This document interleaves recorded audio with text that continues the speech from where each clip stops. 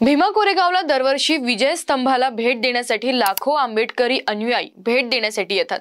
दरवर्षी ही गर्दी वाढतच चालली आहे। यावर्षी पण जवळपास 10 लाख आंबेडकरी अनुयायी भेट देण्यासाठी येतील असा अंदाज आहे।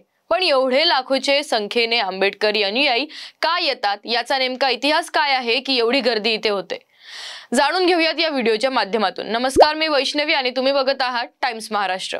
पुणे जिल्ह्यातील भीमा नदीच्या काठावर ब्रिटिश ईस्ट इंडिया कंपनी आणि पेशवे यांच्यात लढाई झाली।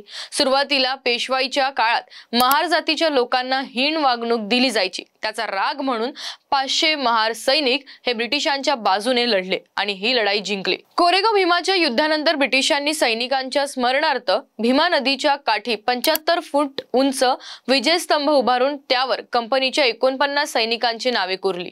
यामध्ये 20 शहीद व 3 जखमी महार सैनिकांची नावे आहेत। या स्तंभावर लिहिले आहे, one of the TRIMS of the British army of the earth, आणि तिथूनच याच्या इतिहासाला सुरुवात झाली। ही लढाई कोरेगावची लढाई म्हणून प्रसिद्ध आहे। मात्र डॉक्टर बाबासाहेब आंबेडकरांनी 1 जानेवारी 1872 ला विजय स्तंभाला भेट दिली आणि त्यानंतर कोरेगावचं भीमा कोरेगाव असं झालं।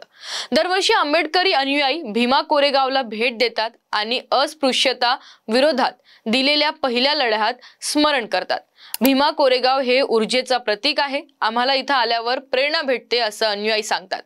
मात्र याच भीमा कोरेगाव मध्ये 1 जानेवारी 2018 ला 200 वर्ष पूर्ण होणार त्या दिवशी दंगल उसळली आणि मोठा गोंधळ या ठिकाणी पाहायला मिळाला।